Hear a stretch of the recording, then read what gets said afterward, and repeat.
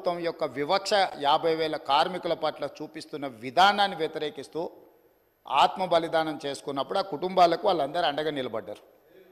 అట్లాంటి కార్మికుల తరఫున కొట్లాడే కమ్యూనిస్టు పార్టీ ఈ సభలో వాళ్ళ తరఫున మాట్లాడడానికి అడిగితే మీరు వాళ్ళకు అవకాశం ఇచ్చిండ్రు. ఎందుకు? కార్మికులు ప్రాధాన్యత, కార్మికుల తరఫున కొట్లాడే వాళ్లకు ప్రాధాన్యత ఇవ్వాలి. ఈ ప్రభుత్వానికి ఏదైనా వాళ్ళ సూచనలు ఉపయోగపడితే ఆ సమస్యల్ని పరిష్కరించాలి అనే ఉద్దేశంతో మీరు సాంబశివరావు గారికి అవకాశం ఇచ్చిండ్రు. మీరు ప్రశ్న అడగకపోయినా అతనికి ఎట్లా అవకాశం ఇస్తారని వారు మాట్లాడిండ్రు కదా అధ్యక్ష.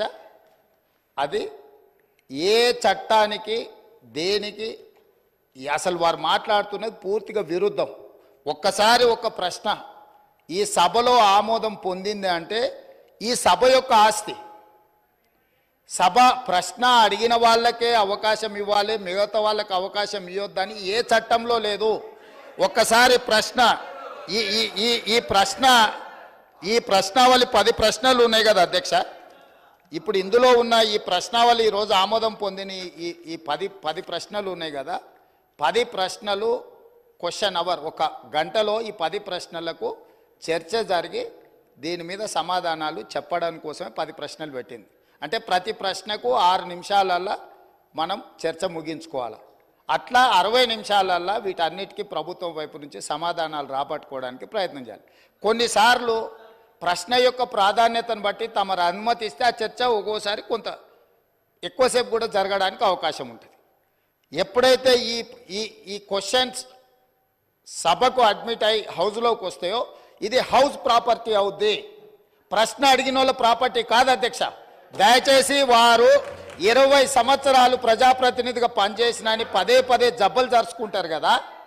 కనీసం లెజిస్లేటివ్ అఫేర్స్ మినిస్టర్గా పనిచేసిన హరీష్ రావు గారికి ఒక్కసారి ప్రశ్న సభలోకి వచ్చిందంటే సభ్యుల యొక్క అందరి ఆస్తి అధ్యక్ష. ఎవరికి మాట్లాడడానికి అవకాశం ఇవ్వాలనేది చైర్ యొక్క విచక్షణ అధికారం అధ్యక్ష. తమరు సాంబశివరావు గారికి అవకాశం ఇవ్వడాన్ని సభ్యుడు తప్పు పట్టడాన్ని 100% తప్పు. కాబట్టి వారు అట్లా మాట్లాడడాన్ని భవిష్యత్తులోనైనా సవరించుకోవాలి. అదేవిధంగా వారు పదే రూల్ బుక్ గురించి మాట్లాడుతున్నారు అధ్యక్ష. అదే రూల్ బుక్లో చాలాసార్లు వారు కోట్ చేసిరు. సభ్యులు చైర్ను వదిలి పోడియంలోకి వస్తే అదే రూల్ బుక్లో ఆ సభ్యులను బయటకు పంపించే ప్రొవిజన్ కూడా ఉంది అధ్యక్ష. తమరికి తెలుసు కదా అధ్యక్ష అది. కానీ మీరు అది ఉపయోగించలే. ఎందుకంటే ఈ సమస్య యొక్క ప్రాధాన్యత మీకు తెలుసు కాబట్టి వారు ఎంతసేపు అడిగినా దానికి ప్రభుత్వం వైపు నుంచి స్పష్టమైన సమాధానం ఇచ్చిండ్రు. ఆ సమాధానంతో వాళ్ళు సంతృప్తి చెందకపోవచ్చు. ఎందుకంటే 10 సంవత్సరాలు వాళ్ళు చేసిన తప్పులు ఈ ప్రభుత్వం కూడా చేయాలని వాళ్ళ కోరిక ఉండొచ్చు.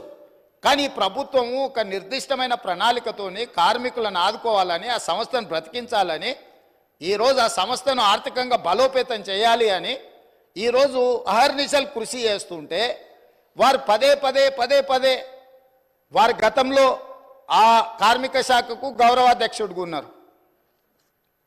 ఆనాటి ముఖ్యమంత్రికి ఈయనను ఎట్లా తొలగించాలనో అర్థం కాక ఆ కార్మిక సంఘాన్ని రద్దు చేసిండు. ఎందుకంటే ఈయనను తొలగించాలంటే ఏం చేయాలనో తెలియక వాళ్ళ అంతర్గత సమస్యలు వాళ్ళ ఇష్టం, వాళ్ళ కుటుంబ సమస్యలు వాళ్ళు ఏమైనా కొట్లాడుకొని, కానీ ఆ కార్మిక సంఘాలనే రద్దు చేసింది వాళ్ళ అధ్యక్ష. అట్లాంటిది ఇప్పుడు మళ్ళీ మొదటికి వచ్చి పాత తప్పులన్నీ కప్పిపుచ్చుకోవడానికి ఈరోజు కొత్తగా ఈ ప్రభుత్వం మీద బురద జల్లి మంత్రి గారిని బుల్డోజ్ చేసే విధంగా మాట్లాడడం ఏమాత్రం సమంజసం కాదు అధ్యక్ష. చివరిగా నా సూచన ఒకటే సభ్యులందరికీ, ఎందుకంటే ఇక్కడ దాదాపుగా 119లో 60కి పైగా మొదటిసారి ఎన్నికైన సభ్యులు ఉన్నారు. ఆ సభ్యులు ఏమనుకుంటారు వారు మాట్లాడింది విని? హరీష్ రావు గారికి 20 సంవత్సరాల అనుభవం ఉన్నది, ప్రశ్న వేసిన వాళ్ళే సప్లిమెంటరీ క్వశ్చన్స్ అడగాలనేమో అని ఈ సభ్యులందరూ కూడా తప్పుగా అర్థం చేసుకునే అవకాశం ఉంది. అందుకే మా నూతన సభ్యులకు నేను చెప్తున్నా, ఒక్కసారి క్వశ్చన్ హౌస్లో అడ్మిట్ అయిందంటే ఆ క్వశ్చన్ అనేది హౌస్ ప్రాపర్టీ.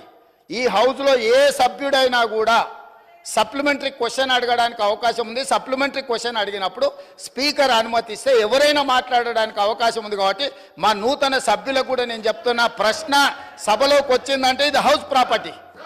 కాబట్టి సభను తప్పుదోవ పట్టించే ప్రయత్నం చేయొద్దని చెప్పి వారికి సూచన చేస్తున్నా అధ్యక్ష. Question hour is over.